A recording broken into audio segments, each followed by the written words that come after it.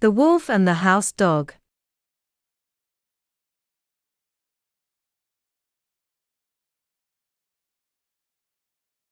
There was once a wolf who got very little to eat, because the dogs of the village were so wide awake and watchful.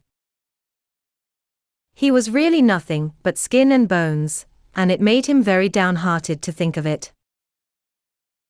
One night this wolf happened to fall in with a fine fat house dog, who had wandered a little too far from home.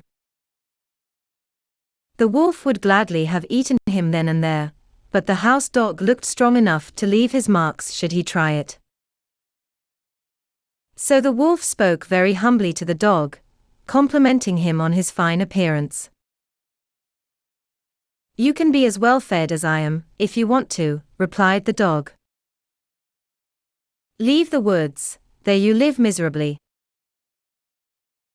Why, you have to fight hard for every bite you get. Follow my example, and you will get along beautifully." "What must I do?" asked the wolf. "Hardly anything," answered the house dog. "Chase people who carry canes, bark at beggars, and fawn on the people of the house. In return you will get tidbits of every kind, chicken bones, choice bits of meat, sugar, cake, and much more beside, not to speak of kind words and caresses."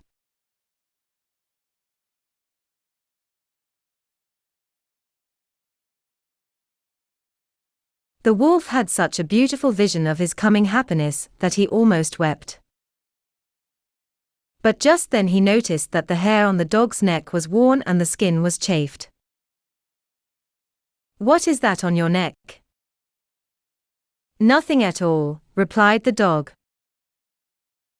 "What? Nothing? Oh, just a trifle. But please tell me.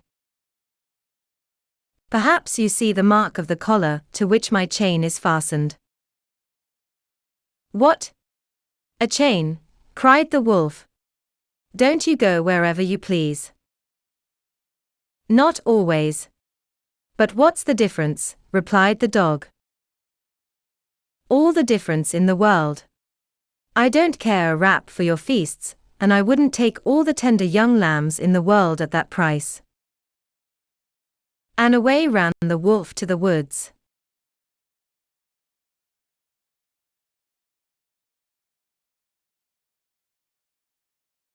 Moral: there is nothing worth so much as liberty.